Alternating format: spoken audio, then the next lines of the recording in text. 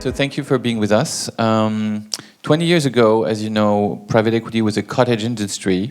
A big deal was a $150 million deal, and a huge deal was something a little bit above 500 million. And today we have plenty of those globally. 20 years ago, the private equity exchange had about 200 attendees, and this year, over the course of the day, with lunch and dinner and the awards, we'll have about 750 attendees. So the industry has grown tremendously. But the past is not where our focus is. The past is the past. It's been growing, it's been exciting. What we've asked Paul Newsome to introduce us is the future of private equity. And you look at the slide, he has actually done a pretty good job at nailing the topic. So just for the record, last glimpse of the past, in 2000, and I get it from him, the industry was 750 billion. Looks pretty sexy globally, but not so big. Today, the private equity industry is 10 trillion. Probably the trillion number 20 years ago was not part of our DNA. But it should be, because things are getting bigger in private equity in general. So to start us with, not the past, which has just nailed, so to speak, but about the future, please help me welcome on stage Paul Newsome, Head of Investment Solution at Unigestion, a small $22 billion fund and fund of fund. Thank you, Paul. Thanks a lot. Thank you. Thanks a lot. So in the future, maybe we'll have microphones that work. Maybe we won't need microphones. So good morning, everyone, and a very warm welcome from me. Thank you indeed for coming at this very early hour. I'm very impressed, actually. Quite a few people here. So obviously, this was more compelling than your breakfast.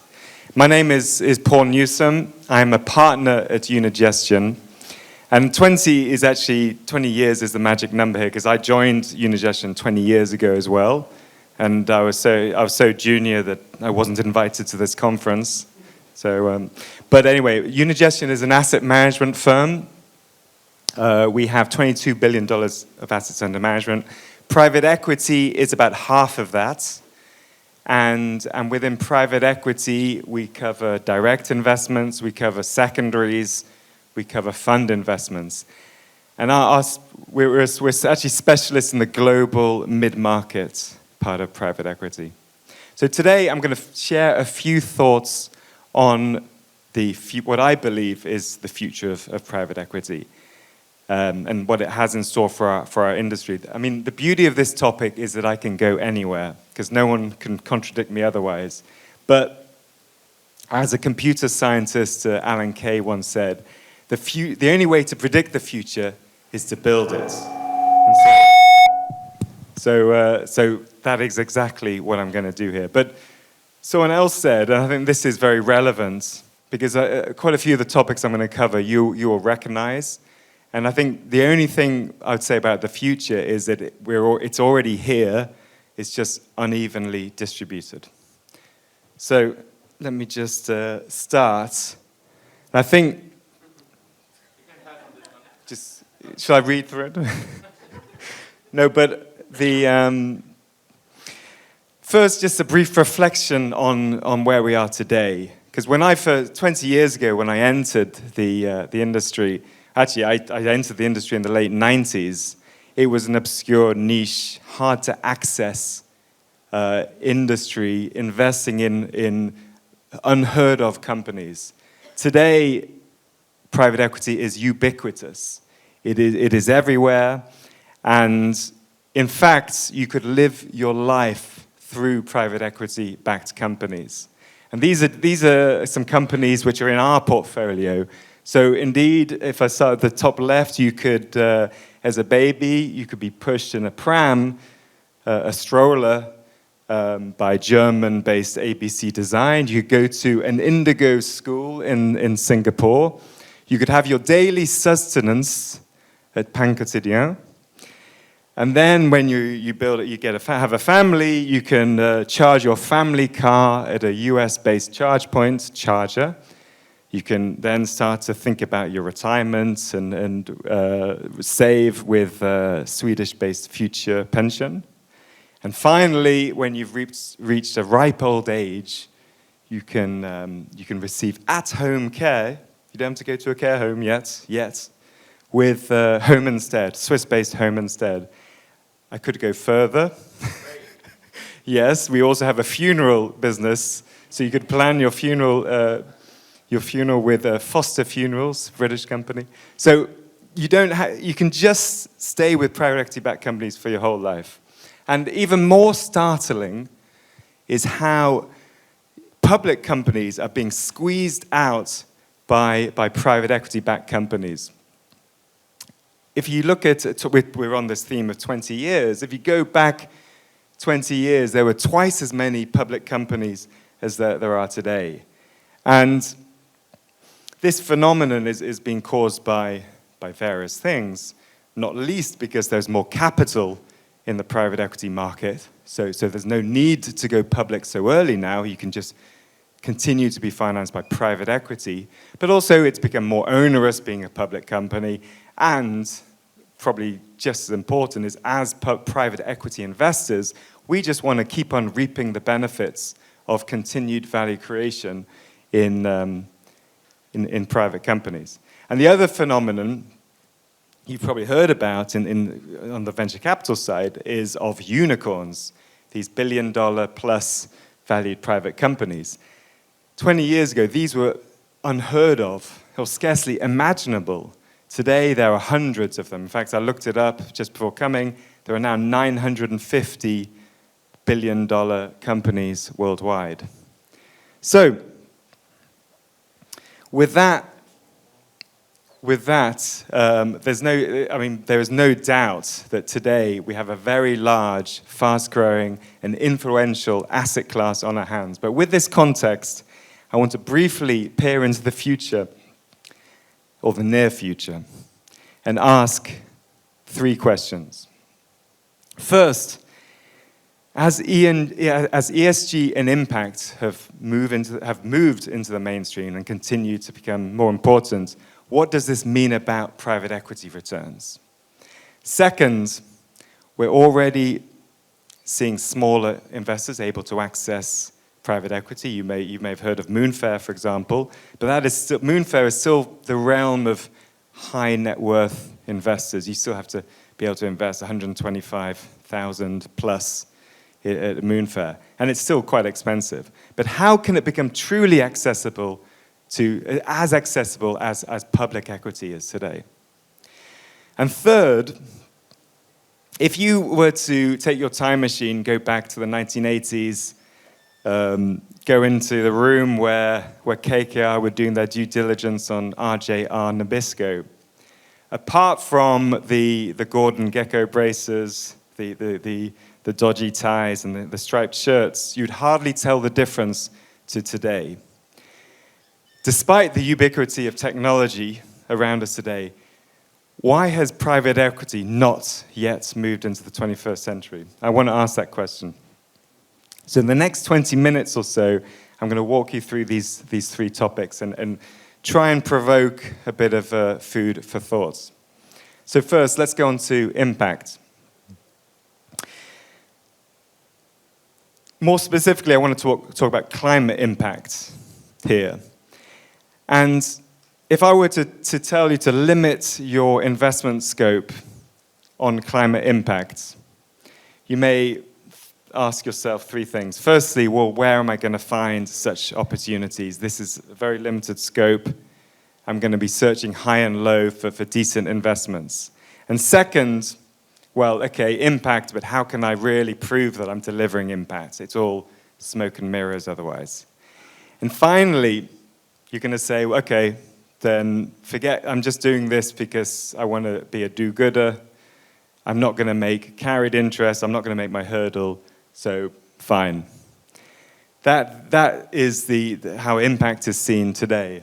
But I would refute that, because in the next few years, as governments, companies, and consumers become fully focused on carbon emission reduction, the amount of investment required to get our economies onto the path to net zero are huge, measured in the trillions.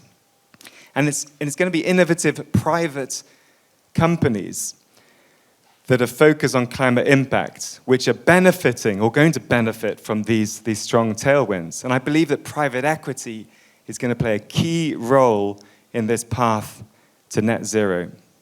And these are not trends that have just become in focus because, for example, COP26 a few weeks ago. These winds have been blowing for some time. Take renewables, the first one here. You can't read it, but for the last 5 years, $300 billion per year has been invested in renewables. And according to this, another $3 trillion needs to be invested until 2030 to get onto this path to net zero. So the investment opportunities now and in the future are going to be vast. But then the question is, well, how do we measure the real impact our investments are making? Because the headache for investors hitherto have been this vast array, this bewildering array of disclosures, SDGs, protocols, you name it. Investors have not known where to start to demonstrate to their limited partners that they're delivering impact. And they can be forgiven for just giving up and using in-house, made-up, back-of-the-envelope, scarcely credible measures. And as a result, impact has been, or investors doing impact have been accused of greenwashing. So, on the 9th of March, there we go. Sorry, I've got a dodgy...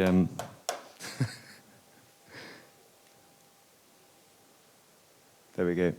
So, on the 9th of March of this year, along comes the EU's Sustainable Financial Disclosure Reporting Regulation, that's a mouthful, with perfect timing to save the day. I never thought I'd be praising regulation, but this is a real breath of fresh air because it brings standardization, it brings transparency, and it brings credibility.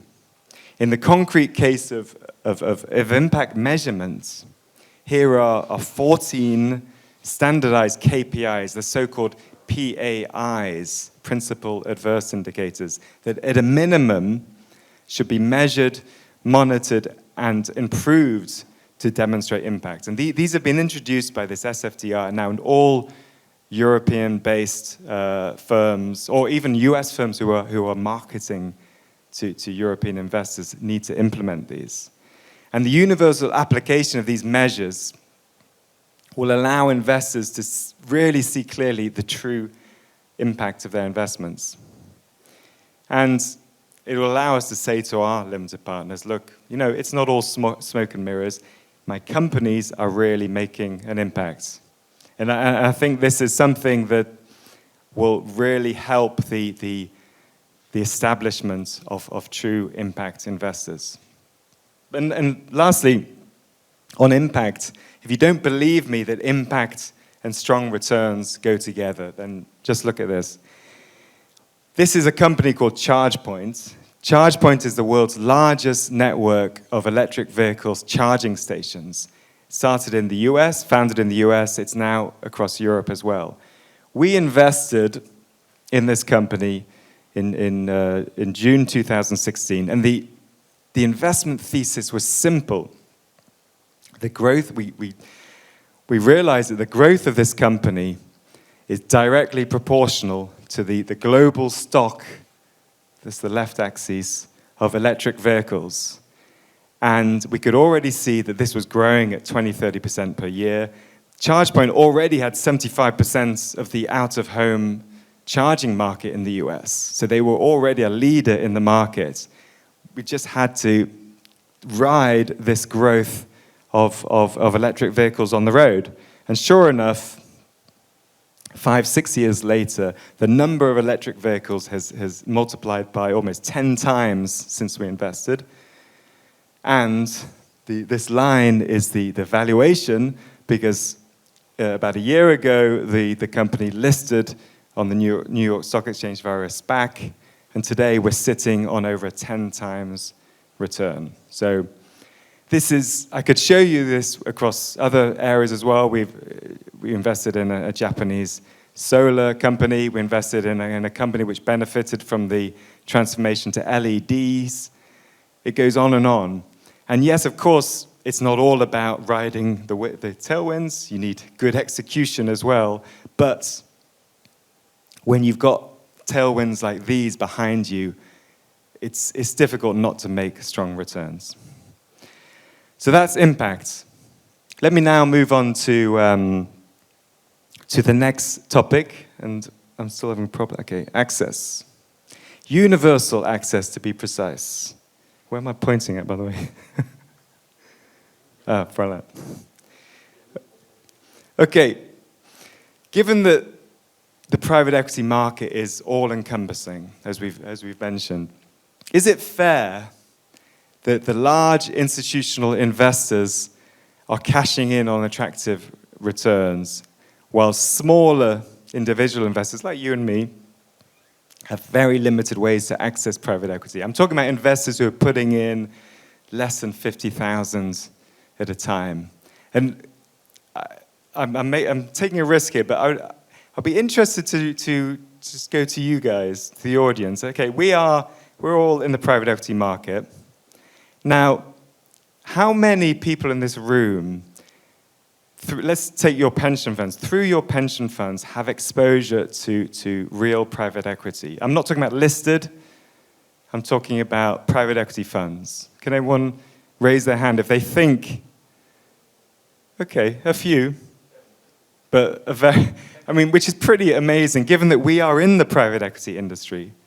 It's amazing that so few people have access to private equity. So that doesn't need to be the case, and this will surely change in the future, and I'll tell you how.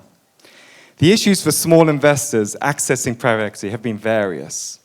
So it's difficult to access, you can't read this, but it's difficult to access true private equity with small amounts. For example, I'll take some French funds, PAI, Blackfin, Archimed. You can't, if you've got small amounts of money, you can't access these funds. And not only that, but even if you could, or through a feeder, let's say, through a Moonfair, let's say you could, it becomes expensive. And I'm not bashing Moonfair, it's a great innovation, but it's an example of a feeder fund where it's just another layer of fees. And then you've got the issue of irregular capital calls. I mean, can a retail investor really be trusted to make capital calls every month or few weeks? And then even if it was a structure which was more of an evergreen, then you have cash drag issues, etc., and limited liquidity, etc., etc. There is a better way. And this may not be the first time you hear about this, but we believe, if you can imagine an open-ended platform specifically tailored for small investors, evergreen in nature, one fee layer, so you're getting direct access to underlying private equity investments, efficiently managed with precise cash flow modeling using technology, or AI, we'll go on to that in a second, with fair redemption policies. This would really allow small investors pure access to private equity. So it's a very simple concept. But the trick is, of course, is managing it effectively. For example, managing the redemptions, the subscriptions, investing, having a blend in the portfolio with higher cash velocity investments such as secondaries. But ultimately, taken together, this can allow small investors to deliver, to receive double-digit returns, just like their institutional big brothers. One or two of these platforms are already emerged, so like I said, the future is already here, it's just not evenly distributed. So I predict that in the next decade, we'll see many more of these. And we ourselves, in fact, are launching two, one in North America, one here in Europe. And we're not going to be the only ones. But this is going to be part of the future. Finally, I want to talk about technology, or artificial intelligence. Or the lack of it, the lack of technology in private equity. Can you tell the difference between these two pictures? So not much has changed. The difference on the right, okay, you can see a mobile phone there. So you can play games, you can be less productive during meetings. That's great. But look, you need more people to write a document. You now need more people than you did. And you need a team meeting to decide on the font or the color, whereas you just had one monk 500 years ago who would just do it all himself. So the issue for private equity is it's become a heavy-going asset class. With this ever-increasing market I've just been talking about, it actually is an issue that there are too many deals. We all boast to our limited partners about how our deal flow keeps on increasing. I mean, we see hundreds of deals every year. But therein lies the problem. And with such a large deal flow, it becomes even more difficult to select the best deals. And decisions risk becoming too subjective and are prone to human bias. And too slow as well, because think of all the investment committees you have to go through and all the due diligence you have to do to get to that final decision. And not just investing, but also divesting, when to sell.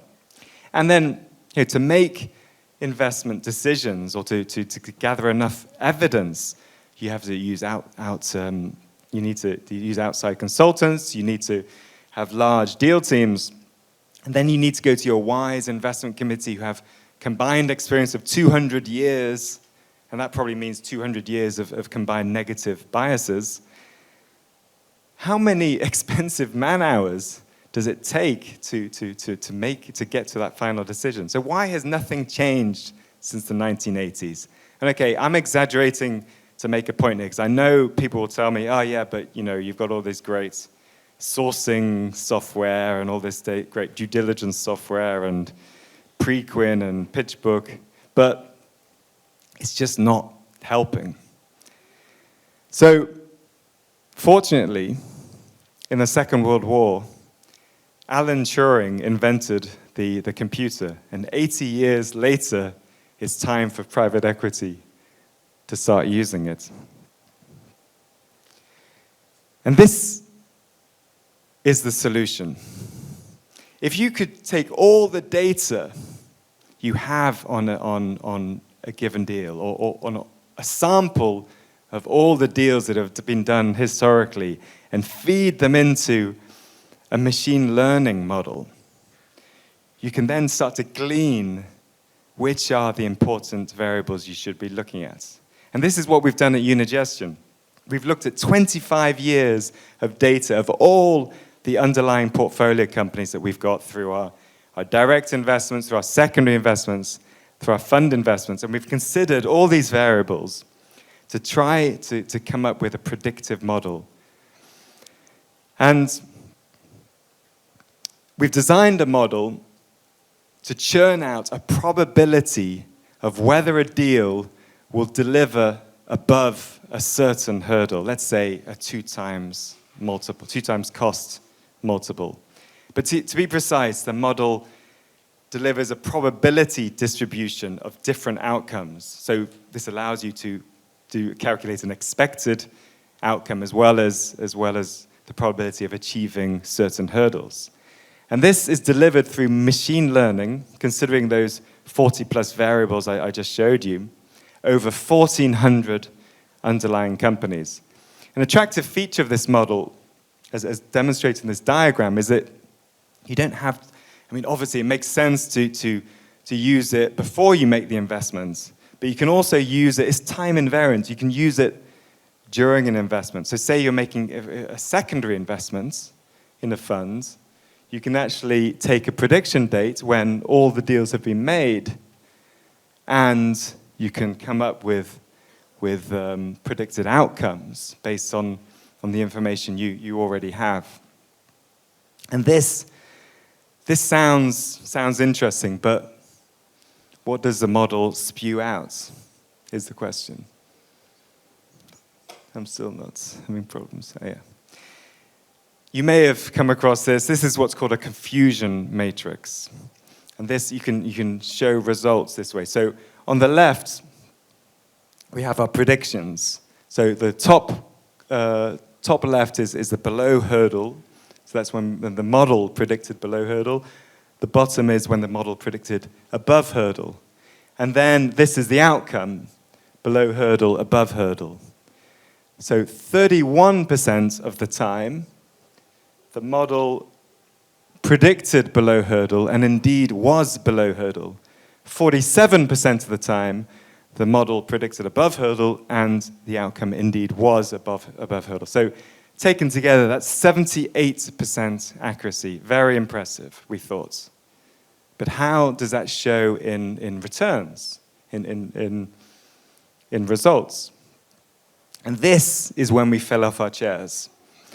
Because what the model did here, and let me be very clear, for each of the deal years, so we back-tested it, each of the deal years, so 2010, 2011, we trained, in the terms of machine learning, we trained the model on all the deals invested and realized up until that date, and then applied the model to deals done in that specific year. And so the line you see above, these are the model selected deals. So these are the deals which were predicted to do better than a 2 times hurdle. And the ones below are the deselected deals. And that is an incredible result. So you're seeing consistently, look at that margin between the selected and deselected. Now, if you could build your portfolio based on that, you would be delivering 3x returns year after year. The potential of this tool is enormous. And there are many use cases for it. Not just investing, as I mentioned at the beginning. You can make direct investments and decide on that. You can decide on co-investments. You can decide on secondary investments. Do you make the secondary investments? You can also decide whether to divest a single deal or a portfolio. Is it the sell versus hold scenario? Do you keep hold of an investment until the end, or do you sell it now? You can also evaluate the quality of a portfolio. You can look at the distribution. What's the downside risk of a portfolio? And you can do cash flow planning. So it's a very powerful tool, and soon, I doubt we'll be the only ones using such tools. But I want to just make very clear here, I'm not saying that this is the end of our jobs, that private equity will just be run by computers. Humans, fortunately, are still needed. They need to source the deals. Okay, I know there's now AI that can help us sourcing deals, but we need to build the relationships. We need to negotiate. We need to measure ESG. We need to create value during the holding period. We need to exit companies. So there's still a lot of work for humans, but the combination of man and machine is extremely powerful, and can be and will be extremely powerful. So we've got to the end, and I think you'll agree with me that these are just 3 topics. There's a vast array of topics out there, but I think we as an industry have come a long way in the last 20 years. We've all contributed to that, but I think looking forward, we also have a collective responsibility to make the industry, make private equity more impactful, more accessible, and more intelligent. So thank you very much, and I think we still have a bit more time. I'm happy to take questions.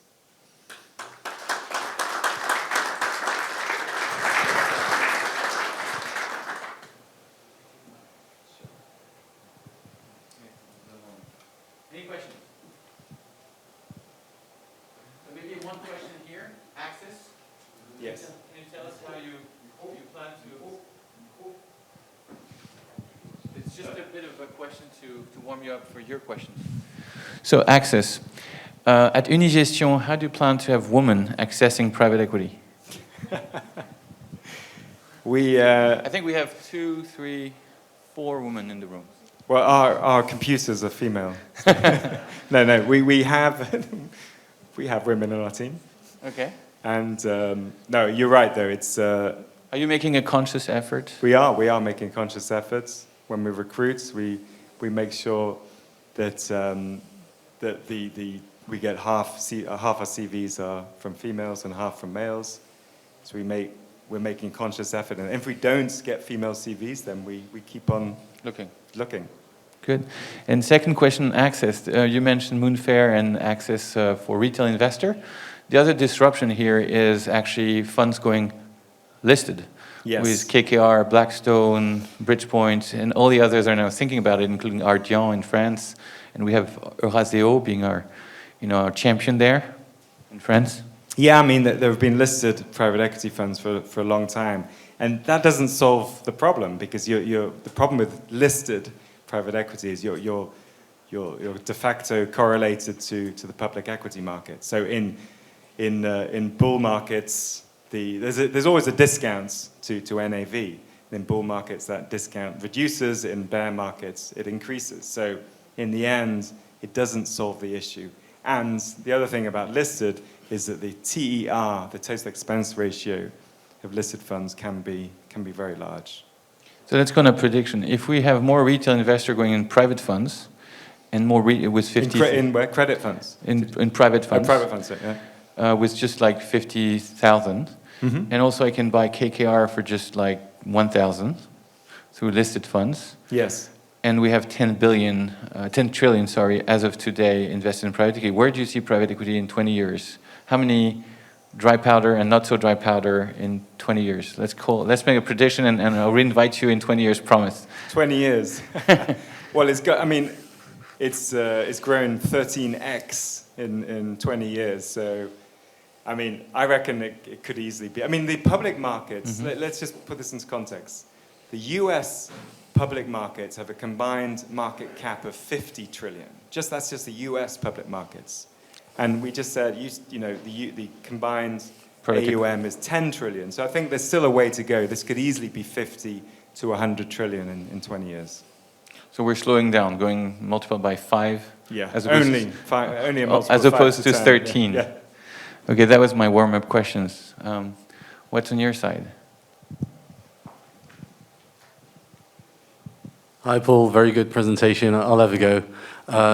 Just on artificial intelligence, I find that private equity has been very good at capturing, very good at a number of things. But one thing really is it's a bottoms-up approach, deal by deal, and very good at capturing inefficiencies. And that's where you make money. You find an inefficiency, you create a deal, you speak to the GP. How is artificial intelligence going to change this? I mean, there'll still be inefficiencies that we want to strive on. We don't want the market to be perfect, do we? Yeah. No, you're right. I mean, as soon as everyone gets hold of artificial intelligence, then of course it will iron out the inefficiencies, and that big gap you saw on that prior slide between the selected and deselected will narrow over time, in the same way that we've seen in the public trading markets. As you get more and more powerful computers, it becomes more and more difficult to make a return. So this is the issue. But then I think, from personally, I think that lends itself to better value creation at the human level, because it's important to find the inefficiency when you buy, But as we already see, most of the return comes from the hold, the value creation. It comes from growing the company, it comes from making changes, it comes from making add-on acquisitions, etc. It comes from ESG, it comes from establishing good ESG criteria. Now, none of that can be done by a computer so far. So I think there is still a lot of juice that humans can squeeze out of the returns. Another question. Okay, so I'm being told we have time out, so I'm just going to comment on the slide. So thanks for tackling the future. It's always complex and a risk, and most people rather comment the past. So I'll put my little twist here. So how can you make good money on impact? By following the trends. I think you've been actually anticipating the trend, so I'll contradict you. You didn't follow the trend, you anticipated the trend. How can be accessible to all, including women? And here, by combining woman and machine. It doesn't have quite the same ring to it, though, does it? It's just to tease you and also to make a statement. We want more and more women in private equity, and we've committed to that with some of the association in private equity. Thank you to all, and now you can either choose track 1, 2, and 3. Track 1 is focused on international private equity. Track 2 is focused on management teams and management role and the combination of fund and management teams, track 2. Track 3, I think, is focused on restructuring, and then you have smaller session of 5-10 people on the fire chat section. So please dive into the app and the online program and make your pick. Invest your time wisely. Thank you very much.